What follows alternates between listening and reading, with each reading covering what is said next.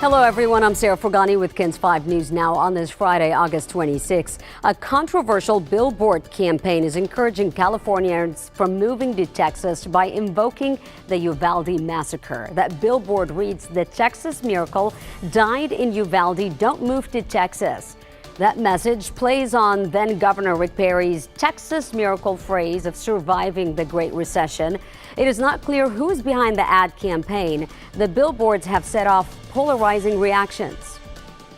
Get to look at it often. I don't think it's in particularly good taste. When home prices go up in California, as they've been doing a lot in the last couple of years, more Californians move to Texas. When home prices level off or go down, fewer Californians move to Texas. For individual Californians, it's really about home price. According to census data, on average, more than 68,000 Californians move to Texas each year.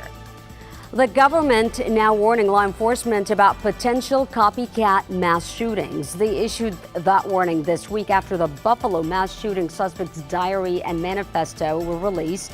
The 19-year-old is accused of targeting black shoppers at a grocery store. The feds said they believe his writings will, quote, likely enhance the capabilities of potential mass casualty shooters who may be inspired by this attack, end quote. Earlier this summer, Homeland Security issued a terror threat bulletin warning that online forums were encouraging copycat attacks after the Uvalde shooting. Meanwhile, ex-Uvalde CISD Police Chief Pete Arredondo is pushing back against the school board's decision to fire him earlier this week. Arredondo's attorney released a 17-page statement that raises 8 different what-ifs, spreading blame for law enforcement's response to mostly UCISD. His lawyer now contends the school district broke the law when it fired Arredondo Wednesday night, even hinting they might sue the district. The Uvalde High School football team, meanwhile, will step back on the field for their first game, and they will honor the 21 lives lost in the Robb Elementary shooting.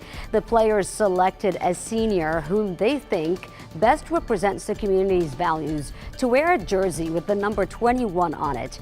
Tonight, senior linebacker Justin Wendon will lead the team onto the field wearing that special jersey. A man found on a sidewalk clinging to life is fighting to stay alive right now after being discovered on the northwest side. Meanwhile, police are searching for his shooter. Investigators say a witness who was working on his car at an apartment complex nearby heard a popping sound, then found the victim. It happened near Glen Ridge and Rollingdale Drives, not far from 410 and Evers Road. The witness told officers the man was shot once. Emergency crews rushed the victim to the hospital. A federal judge has decided Texas cannot keep young adults from carrying a handgun. Yesterday, the court struck down a state law that limited adults under 21 from carrying one. That state law barred most 18 to 20-year-olds from getting a license to carry a handgun or carrying a handgun for self-defense outside their homes. The U.S. District Judge said the rule violates the Second Amendment. Protesters marched along the Riverwalk Thursday night in response to the state's trigger law on abortion. Right now, anyone who performs an abortion in Texas could face up to life in prison and a $100,000 fine. Residents and community leaders at the downtown rally said they're demanding Bexar County pass the GRACE Act. That act would mean Bexar County would have zero enforcement of anti-abortion laws and restrictions. Alamo Heights High School will play its first football game of the season today, but nearly 24 players are suspended because of a hazing incident. Now, this was part of a, quote, school tradition involving hot sauce, cookies, and lap dances. And now we have learned one student had to be taken to the emergency room. At least 21 players were suspended. Sources say victims were considered willing participants and were given a 1-game suspension, while the perpetrators were given 2. Comal ISD is in desperate need of bus drivers and has canceled 14 routes because of the shortage. It's not a new issue, but this year it is putting some parents in a bind. The district gave families a month's notice to make arrangements. By doing these no service zones, it gave parents the opportunity to make plans for the school year on arranging transportation for their child.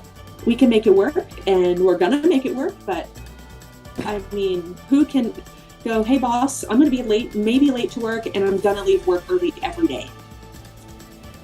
The superintendent said they need 22 drivers to fill the shortage. Starting pay is about $16 an hour. The average driver earns about $20.